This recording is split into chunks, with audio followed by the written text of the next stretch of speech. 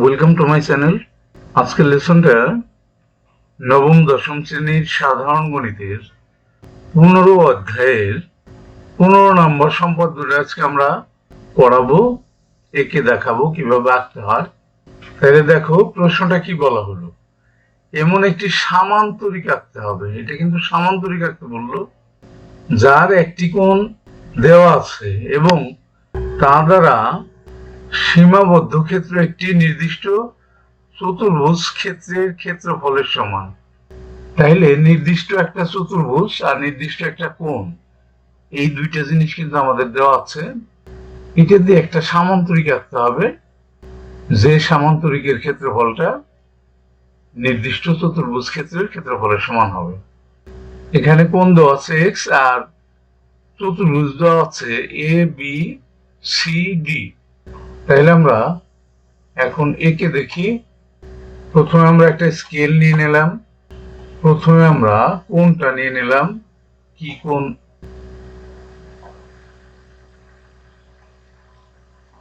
একটা কোণ নিয়ে নেব আমরা প্রথমে।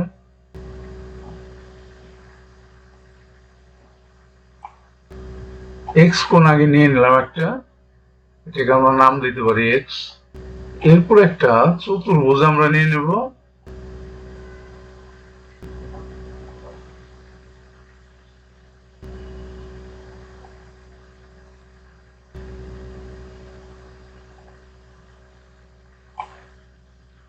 চতুর্ভুজের নামটা আমরা দিয়ে দিই এ বি সি ডি। এবার আমরা বিডিটা যোগ করে দেব।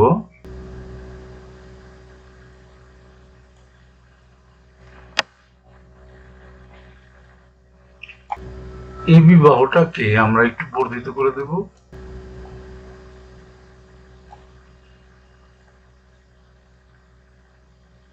এবার আমরা স্কেল রেখে দিয়ে আমরা কম্পাস নিয়ে আসি। এই কোণের সমান এই পাশে একটা কোণ আঁকবো আমরা।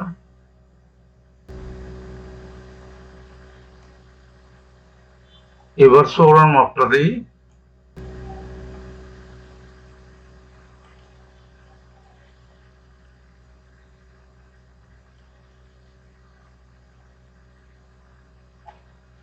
এবার আমরা স্কেলটা নিয়ে আসি। কোণের সমান কোণটা আমরা রেখে ফেললাম, স্কেলটা রেখে দেই। এবার আমরা কম্পাস দিয়ে কোণের সমান কোণটা আঁকবো।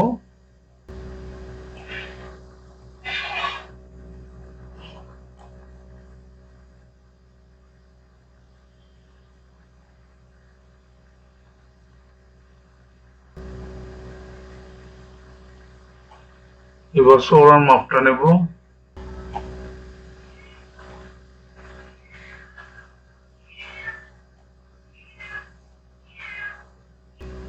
এবার আমরা স্কেলটা নিয়ে নিই। স্কেলটা রেখে দিই, এখানে একটা বিন্দু দিই এফ। এফ এর মধ্যবিন্দু এখন নির্ণয় করবো আমরা অর্ধেকের চেয়ে বেশি ব্যাসার্ধ নিয়ে।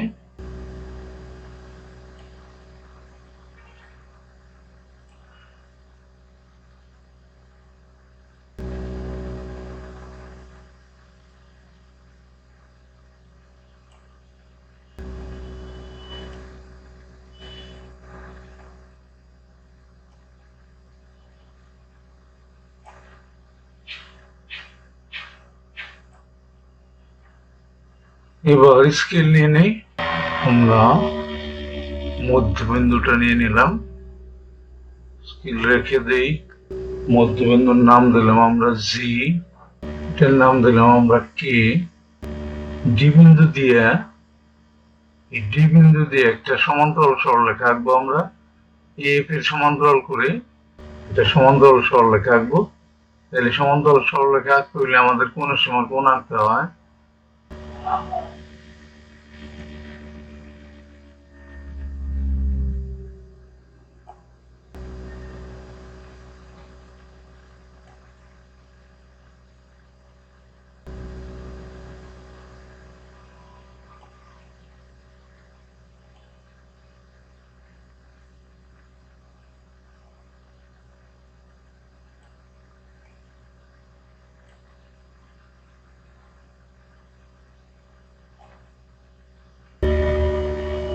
স্কেলটা রেখে দেই।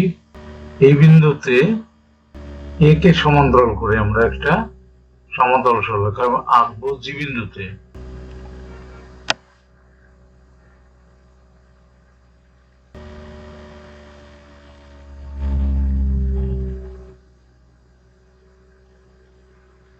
স্কেল নেই আবার, সেটা আমরা এইচ নাম দেই। এটা কিন্তু রশ্মি, রশ্মি দিয়ে দিই আমরা। এটাও রশ্মি, এটাও রশ্মি, এটাও রশ্মি। আমাদের কিন্তু অঙ্কনটা হয়ে গেল। এখন বর্ণনাটা আমরা কিভাবে দেব? দেখো বর্ণনাটা কিভাবে দেব। বিশেষ নির্বাচন এভাবে দিতে পারি। মনে করি এবিসিডি একটি নির্দিষ্ট চতুর্ভুজ এবং কোণ এক্স একটি নির্দিষ্ট কোণ, এমন একটি সামান্তরিক আঁকতে হবে যার একটি কোণ এক্স এর সমান এবং যার দ্বারা সীমাবদ্ধ ক্ষেত্র নির্দিষ্ট চতুর্ভুজ ক্ষেত্রের সমান। তারপর অঙ্কনের বেলা আমরা কিভাবে লিখবো? প্রথমে কি কাজ করছিলাম? বিডিটা যোগ করছিলাম। বিডি যোগ করি সি বিন্দু দিয়ে, এই সি বিন্দু দিয়ে, যে কিন্তু সি বিন্দু, এই সি বিন্দু দিয়ে এই ডিবি এর সমান্তরাল করে সিএফ অঙ্কন করি, অথবা সিএফ সমান্তরাল ডিবি অঙ্কন করি। যেটা নতুন আঁকলাম সেটা আগে লিখতে হয়। মনে করি সিএফ রেখা এ বি এর বর্ধিতাংশকে এ বিন্দুতে ছেদ করে। এরপরে আমরা এফ এর মধ্যবিন্দু জি নির্ণয় করি, এটা লিখলাম। এরপরে এ বি রেখার এ বিন্দুতে কোণ এক্স এর সমান করে বি এ কে কোণ আঁকি এবং জি বিন্দু দিয়ে এ ডি এর সমান্তরাল করে জি এইচ আঁকি, আর ডি বিন্দু দিয়ে এ বি এফ এর সমান্তরাল করে কে ডি এইচ আঁকি। মনে করে ইহা জি এইচ কে এইচ বিন্দুতে ছেদ করে। তাহলে এ জি এইচ কে ই উদ্দিষ্ট সামান্তরিক অঙ্কিত হলো। নিশ্চয়ই তোমরা বুঝতে পারলা। দেখি আমরা যে বইয়ে, তোমাদের বইয়ে কিভাবে বর্ণনাটা দিছে। দেখো, মনে করি এবিসিডি একটি নির্দিষ্ট চতুর্ভুজের কোণ এক্স একটি নির্দিষ্ট কোণ, এরূপ একটি সামান্তরিক আঁকতে হবে যা একটি নির্দিষ্ট কোণ প্রদত্ত এক্স কোণের সমান এবং সীমাবদ্ধ ক্ষেত্রের ক্ষেত্রফল এবিসিডি ক্ষেত্রফলের সমান হবে। দেখো, প্রথমে বলছে বিডি যোগ করি, সি বিন্দু দিয়ে সিএফ সমান্তরাল ডিবি অঙ্কন করি। সিএফ এ বি এর বর্ধিতাংশকে এ বিন্দুতে ছেদ করে, তাই বলা হয়েছিল। এফ রেখাংশের মধ্যবিন্দু জি নির্ণয় করি। এ জি রেখাংশের এই বিন্দুতে কোণ এক্স এর সমান করে কোণ জি এ কে আঁকি। জি বিন্দু দিয়ে জি এইচ সমান্তরাল কে টানি, ডি বিন্দু দিয়ে কে ডি এইচ সমান্তরাল এ জি টানি এবং মনে করি এ কে এবং জি এইচ কে ও এইচ বিন্দুতে ছেদ করে। তাহলে এ জি এইচ কে ই উদ্দিষ্ট সামান্তরিক। তাহলে দেখলা যে ওদের বর্ণনা আর আমাদের বর্ণনা যথেষ্ট মিল আছে, সামান্য দু এক জায়গায় পার্থক্য আছে। ওটা দিলেও হবে, আমারটা দিলেও হবে। তাহলে আজকের লেসনটা কিন্তু আমাদের শেষ হয়ে গেল।